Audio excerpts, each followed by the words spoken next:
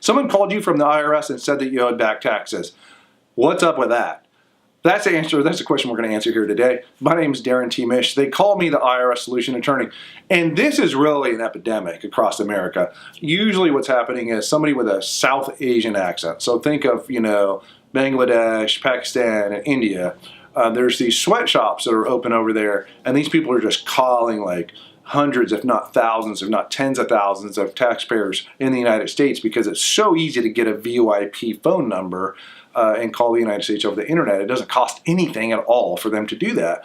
And there's just enough gullible people that they'll go ahead and it's profitable and worthwhile for them to try and run these scams. I had one client that was an elderly lady, and for whatever reason she fell for one of these scams, and I think she sent them like $40,000 in iTunes gift cards. And when I asked her, like, did that make sense to you that, the IRS wanted to be paid an iTunes gift card? She just said, I was just so scared. I just would do anything that they said. And I found that to be really sad. And she lost that money, and it was really unfortunate. But here's the bottom line. IRS doesn't call you on the phone.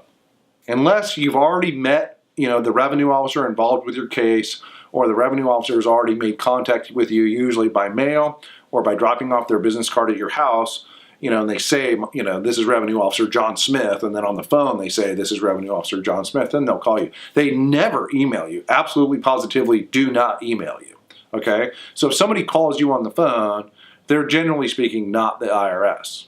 And the people in the IRS, if you did reach that revenue officer on the phone, they called you for whatever reason, they'd made prior contact with you, they're not ever going to threaten you with jail. They're never going to say the sheriff is going to be down there within an hour if you don't pay. That's just not how they do business.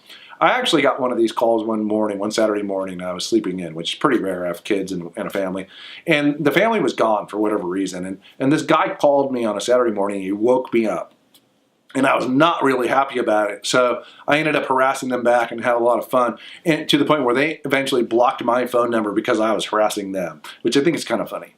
But bottom line, IRS phone call, threats that you're going to go to jail or anything like that, that is a bogus phone call. If you want to do something about that, you can call TIGTA, T-I-G-T-A. You're going to have to Google that. It's like it's Treasury Inspector General it's the Inspector General for Treasury Affairs, I think.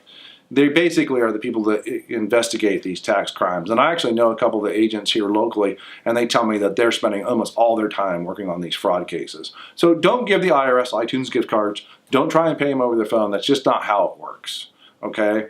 And I don't want to see you get burnt.